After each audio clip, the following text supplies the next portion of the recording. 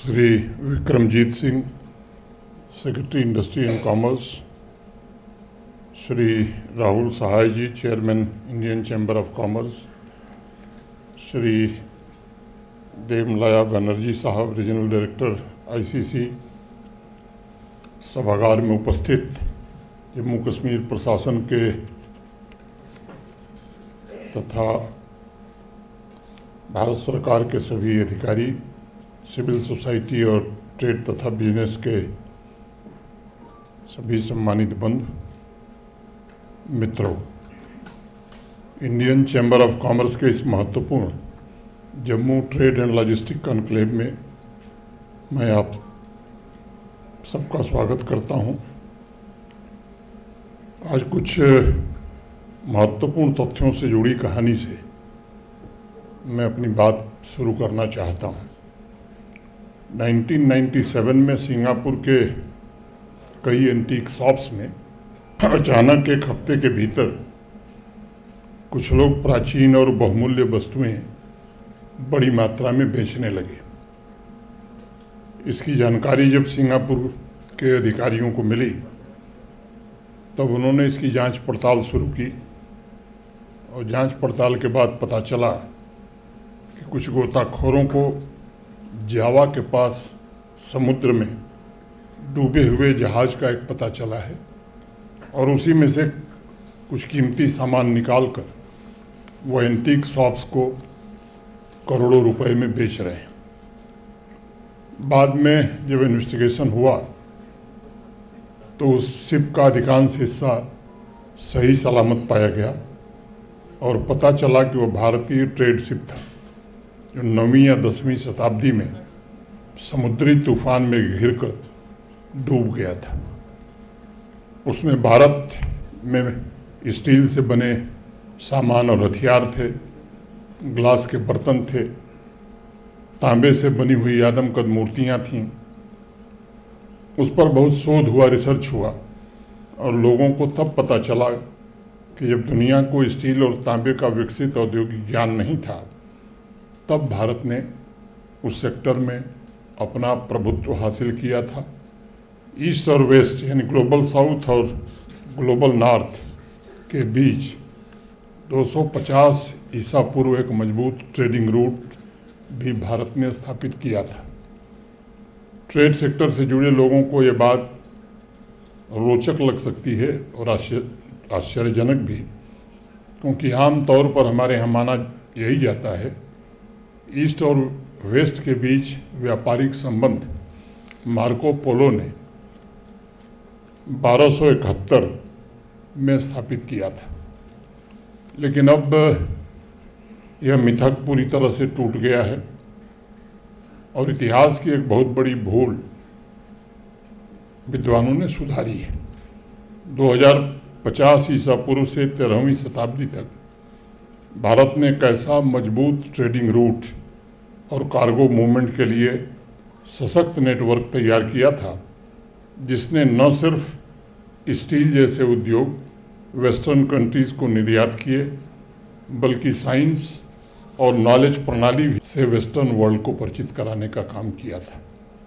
बौद्ध धर्म के अनुयायी और जाने माने बौद्ध धर्म गुरु वज्रबोध के प्राचीन संस्मरणों से भी ये बातें पता चली हैं कि ग्लोबल नॉर्थ के अलावा एशिया के ही अनेक देशों में टेक्नोलॉजी और हैंडीक्राफ्ट के निर्यात के लिए प्राचीन भारत ने एक मजबूत लॉजिस्टिक इंफ्रास्ट्रक्चर उस समय तैयार किया था जिससे चीन और अरब देशों के साथ मजबूत व्यापारिक संबंध हमारा बना हुआ था।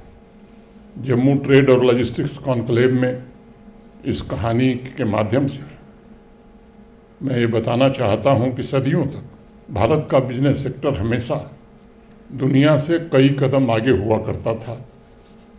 फिर से पिछले 10-11 वर्षों में उस गौरवशाली स्थान को पुनर्स्थापित करने का प्रयास हमारे देश में प्रारंभ हुआ है।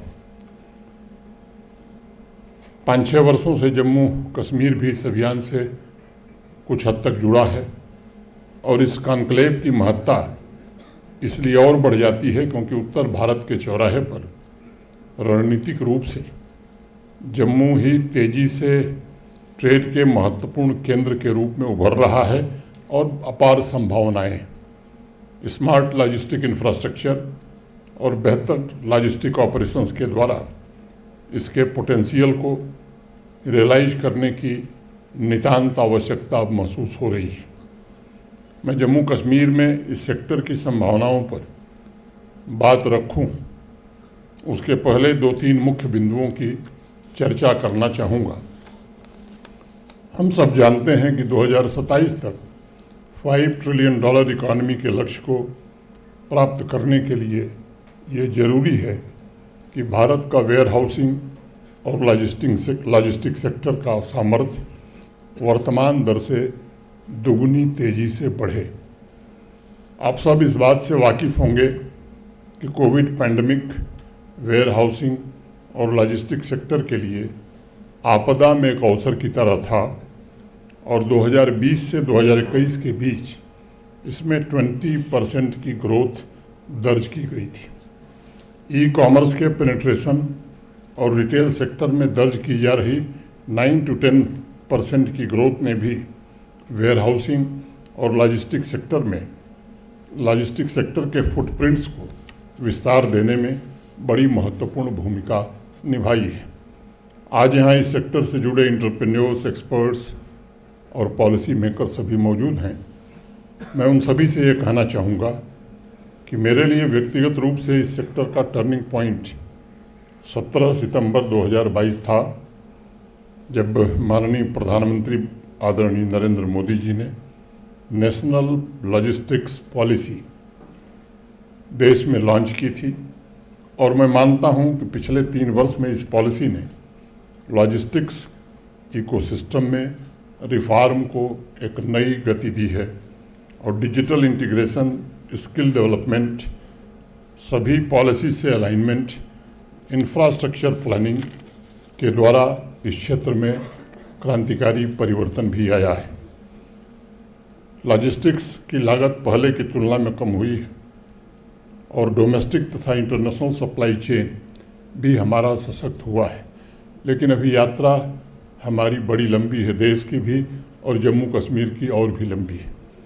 माननीय प्रधानमंत्री जी के नेतृत्व में पिछले 10-11 वर्षों में भारत सरकार ने इस सेक्टर के इंफ्रास्ट्रक्चर को मजबूत करने के लिए अनेक नई पहल प्रारंभ की। डेडिकेटेड फ्रेट कॉरिडोर रेलवे का बन करके उसकी स्थापना, सड़क और रेल नेटवर्क का विस्तार, और मैं समझता हूँ कि पिछले 1 दशक में कनेक्टिविटी में आया सुधार, अगर इस पर हम गौर करेंगे तो शायद 40-50 वर्षों में इस देश में कनेक्टिविटी का जितना विस्तार हुआ है, लगभग उतना ही विस्तार पिछले 10 वर्षों में हिंदुस्तान के अंदर हुआ है। माननीय प्रधानमंत्री जी के द्वारा एक अन्य महत्वपूर्ण निर्णय वेयर हाउसिंग और लॉजिस्टिक्स सेक्टर में डिजिटल ट्रांसफॉर्मेशन का भी था। डिजिटल इंडिया और भारत नेट के डिजिटल हाईवे ने फिजिकल हाईवे को भी और मजबूती प्रदान की है। प्रधानमंत्री जी ने एक अवसर पर एक बात कही थी और उसे मैं उद्धृत करना चाहूँगा कि देश के कोने कोने में storage, logistics park, warehouse की स्थापना द्वारा 5 वर्ष के भीतर डबल डिजिट कास्ट को सिंगल डिजिट में भारत को लेकर आना है। आप सब जानते हैं स्टोरेज को लेकर प्रधानमंत्री जी ने आम आदमी से लेकर व्यापारी वर्ग तक में एक नई सोच विकसित करने का काम किया है। 31 मई 2023 को उन्होंने सहकारिता क्षेत्र में दुनिया की सबसे बड़ी अनाज भंडारण योजना को इसी देश में स्वीकृति प्रदान की, जो इस बदलती हुई सोच का परिचायक है। Storage, multi modal connectivity, logistic capability और अंतिम छोर तक लास्ट माइल कनेक्टिविटी, इन 4 लक्ष्यों ने से सुनिश्चित किया जा रहा है कि दूर दराज के इलाके जो कंज्यूमर भी हैं और प्रोड्यूसर भी, उन तक 12 महीने सीधा संपर्क बना रहे और वो विकास की मुख्य धारा से जुड़ सकें। और इसके लिए देश के बजट को अगर हम देखें तो 2014 से 2024 के बीच अगर बजट के आंकड़ों को जो लोग गौर करते होंगे, उन्हें इस बात का अंदाज होगा कि कनेक्टिविटी के लिए बजट में के आवंटन में 570% की वृद्धि हुई है। इस साल का एवरेज प्रतिदिन हाईवे का निर्माण हमारे देश में 34 किलोमीटर पहुंच गया है। 99% गांव अच्छी सड़क से जुड़ गए। 2014 से 2024 के बीच रेल बजट में भी 8 गुना से 9 गुना वृद्धि हुई है।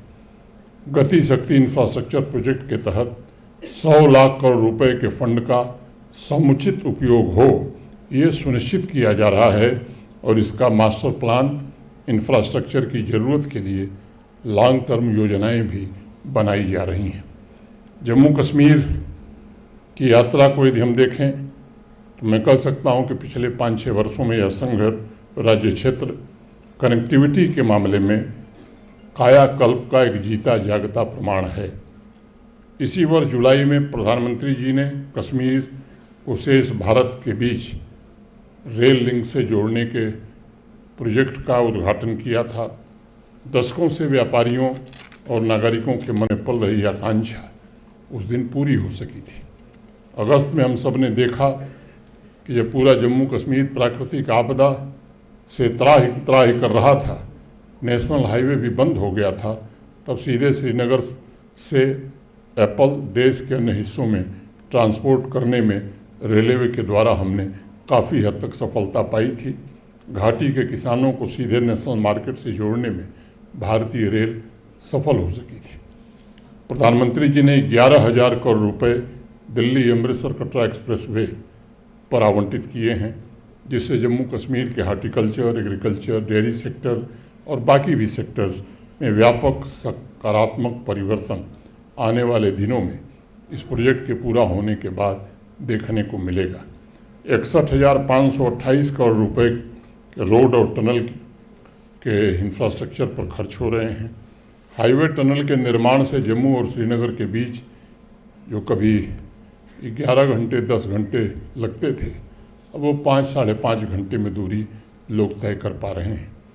जम्मू कश्मीर में आए परिवर्तन का एक छोटा उदाहरण जिसे आप समझ सकते हैं कि कैसे लंबे समय के बाद यूटी की एस्पिरेशंस राष्ट्र के एस्पिरेशन से जुड़ी हैं। पहले श्रीनगर और जम्मू के हवाई अड्डों पर नाइट ऑपरेशन की सुविधा नहीं थी, यानी 5 बजे के बाद देश के दूसरे हिस्सों से जम्मू पूरी तरह कटा था।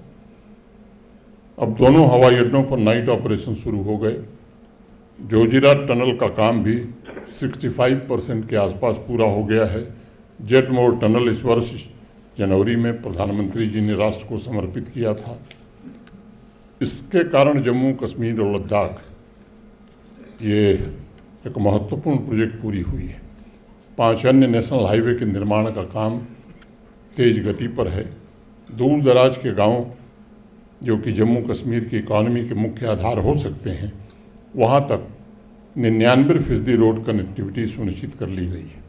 हम जानते हैं कि PMGSY में 2001 के सेंसस के आधार पर जो गांव चिन्हित थे वो लगभग जोड़ दिए गए थे, लेकिन बहुत प्रयास के बाद गृहमंत्री जी के व्यक्तिगत हस्तक्षेप के कारण 2011 के सेंसस के आधार पर 250 आबादी के जो गांव बचे हुए थे उनके लिए भी गत वर्ष 1468 करोड़ रुपए भारत सरकार ने कनेक्टिविटी के लिए प्रदान किए हैं।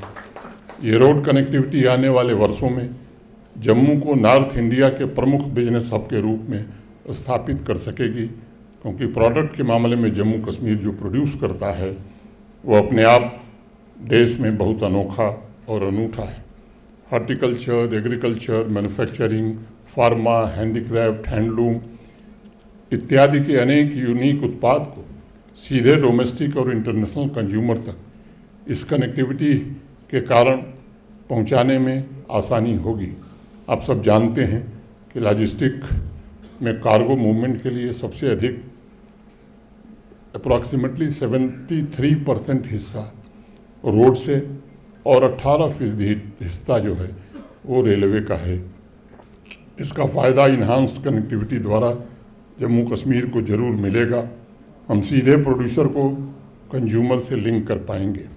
मैं समझता हूँ जम्मू कश्मीर में storage, logistic parks, warehouse sector का मॉडर्नाइजेशन और देश के अन्य हिस्सों की तरह इस सेक्टर पर विशेष फोकस जम्मू कश्मीर की इकॉनमी में बहुत बड़ा रोल प्ले कर सकती है। हम बड़ी संख्या में नए रोजगार सृजित कर सकते हैं, जीडीपी में इस सेक्टर का योगदान बढ़ा सकते हैं तथा जम्मू कश्मीर के ट्रेड और एक्सपोर्ट में भी ऐतिहासिक वृद्धि दर्ज करा सकते हैं। लेकिन अगर मैं अगले 2 साल का लक्ष्य देखूं तो मैं समझता हूं कि अनेक ऐसे कदम उठाने की ज़रूरत है जिससे जम्मू कश्मीर का परफॉर्मेंस बेहतर हो सके। मैं संक्षेप में अगर कहूं तो यूनियन कॉमर्स मिनिस्ट्री की logistic ease across different states की 2024 की रिपोर्ट के मुताबिक 2023 में जम्मू कश्मीर आकांक्षी यूटीज़ की कैटेगरी में था। पिछले वर्ष बेहतर प्रदर्शन से इसे फास्ट मूवर कैटेगरी में अब शामिल कर लिया गया है। जम्मू के विजयपुर में मल्टी मॉडल लॉजिस्टिक पार्क का विकास सार्वजनिक निजी भागीदारी पीपीपी मॉडल, विशेष रूप से निर्माण विकास वित्त संचालन और हस्तांतरण के माध्यम से किया जाएगा। इस पार्क को एक अंतर्देशीय container depot, warehousing, cold storage, truck terminal और कंटेनर फ्रेट स्टेशन सहित अत्याधुनिक सुविधाएं प्रदान करके व्यापार और लॉजिस्टिक्स दक्षता को बढ़ाने के लिए इसे विशेष रूप से डिज़ाइन किया गया है। रेलवे ने भी अपने अनेक स्टेशनों पर अपनी सुविधाओं का विस्तार किया है। एमएमएलपी का प्राथमिक उद्देश्य व्यापार को बढ़ावा देना, निर्बाध एवं एकीकृत माल ढुलाई को सक्षम बनाकर क्षेत्र में लॉजिस्टिक क्षेत्र की समग्र दक्षता में सुधार करना ही है। 5-6 वर्षों में road infrastructure, rail infrastructure, terminal infrastructure, warehousing infrastructure, first and last mile connectivity में सुधार की बदौलत जम्मू कश्मीर की रैंकिंग में सुधार आया है और लॉजिस्टिक्स का इकोसिस्टम पहले से बेहतर हुआ है।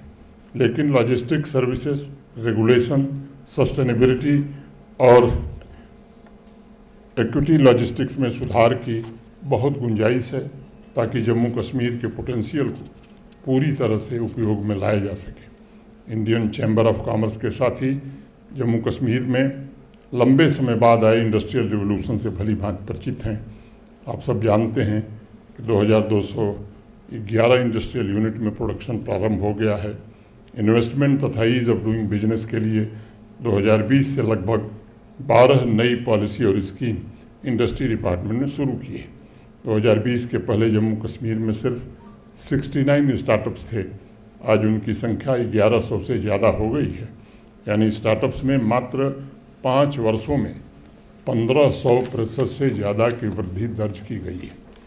पीएम गतिशक्ति पोर्टल पर अपलोड की गई जीआईएस लेयर्स के मामले में जम्मू कश्मीर देश के शीर्ष 5 राज्यों और यूटीज़ में शामिल है, जिसमें 620 से अधिक लेयर्स और 38 डिपार्टमेंट शामिल हैं जो निर्बाध इंटीग्रेटेड इंफ्रास्ट्रक्चर प्लानिंग को सक्षम बनाते हैं।